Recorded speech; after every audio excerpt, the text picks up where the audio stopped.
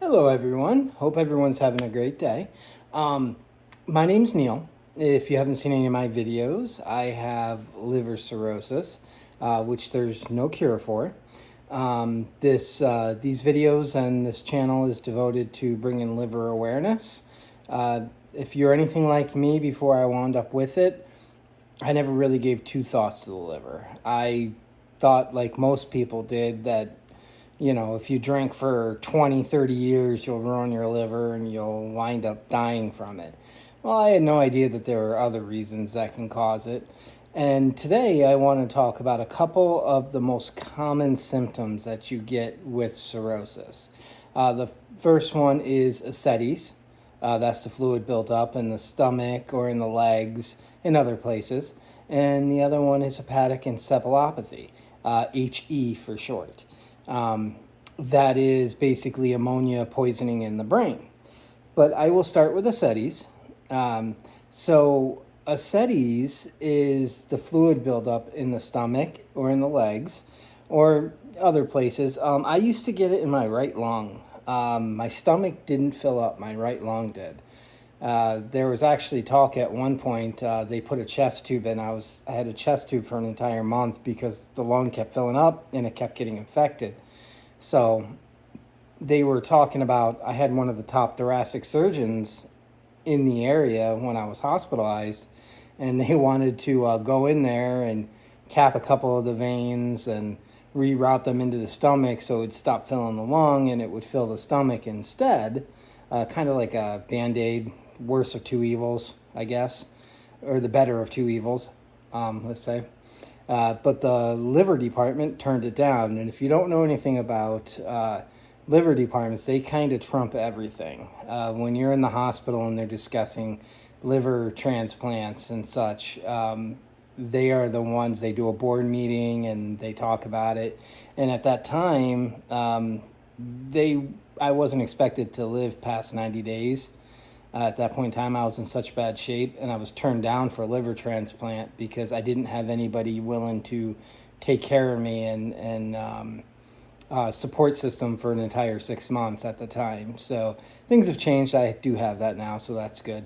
But I wound up starting to, get a little bit better, and some of the symptoms started going down. So, I'm blessed though with it because I'm still able to walk and talk, and it could be a lot worse. And I fight every day, and you may not see it from the outside, but I do. But back to the ascites. So the fluid, what causes the fluid buildup? Well, generally it's caused by something called portal hypertension. You have a main vein that goes from your digestive system through the liver, and it helps process all that. Well, what happens is when your liver hardens, it starts pinching this main portal vein, and that creates high blood pressure in the liver area, and those veins start backing up, and it starts pushing the fluid out of the actual veins, and they start essentially leaking. And a lot of people think it's in your stomach. It's actually between, you have a couple coatings inside your stomach that wrap around your internal organs and so on and so forth. And the fluid actually goes between those barriers. So it can put a lot of pressure on it. It can cause you to have a hard time breathing, like push against the diaphragm, cause you to throw up, make it so you don't want to eat because the pressure's pushing on your stomach and you're feeling full all the time. It could make you tired and just not feel good. Also, you start losing some of those nutrients in your body because it's not going where it should be. So as it keeps going, then you're not getting those proteins in your system because you're not getting all that stuff back in, so you start becoming protein deficient. So all this stuff just kind of works together and it just snowballs. So how do you help ascites? One, limit your fluid intake. I try to, those like 44 ounce soda cups you can get at like your local gas station? I try to limit one of those full of fluid a day. Maybe a little bit more, give or take, to keep my fluid intake down. I avoid adding salt to anything. That helps as well. If I happen to notice, luckily I haven't been building up fluid, but if I do, I start increasing the diuretics. There's a couple different ones that they give you. One's called spironolactone. The spironolactone is actually designed to help you keep your calcium, and I'm sorry, your not the calcium. It actually helps keep some of those other vitamins in your system that you wind up losing. Potassium. I'm sorry, potassium. And the forgetting of words, that's the hepatic encephalopathy, which I'll get to in a minute, but there's an example. But anyway, so the fluid, as it builds up, starts creating pressure. And not only that, but that fluid can get infections. You could get sick. Also, when they suck that fluid out, there's also things that are in there, membranes and stuff that are designed, good fluids that are designed to protect your internal organs. And the more you have to have that fluid removed, the more you're removing some of that good stuff. So try to really limit your fluid intake. Try to keep it lower so you're not overdo it. But there's a fine line. You don't want to, dehydrate yourself either. So work with your doctors, work with your, maybe if you get a nutritionist, work with them, and they can help you with that. Okay, so the other thing is hepatic encephalopathy, HE. Basically, that's another common one. That is when one of the other important things that your liver is supposed to do is filter out the toxins. Ammonia is a major toxin that your liver is designed to filter out and then push it out through your urine. Well, if your liver is not working, that ammonia is getting in the blood and it's staying in the blood and it's not filtering out. So now it's going other places and it can affect the brain. And one of the first things that you notice, and you'll notice this by doing any research on it, and also I can tell you this is true.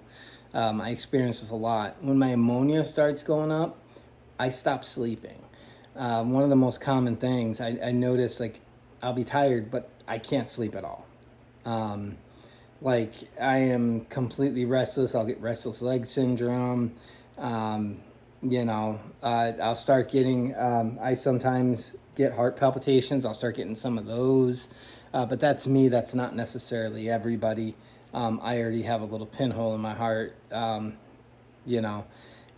a heart palpitation is too much fluid going into the chamber at once. Generally, it's not overly dangerous, but when the chemistry is not right in your blood, it can make these situations a little bit worse. But that's the start. I mean, you start maybe not sleeping, wanting to sleep during the day. It flips your schedule a little bit. Weird dreams, that's minor. Some of the other things it can start doing is make you forget things, forgetting words, confusion, just kind of acting goofy, acting different than you normally would. Mood changes, maybe being angry when you're not angry. Or sad when you're not really sad, or overly happy when you're not overly happy.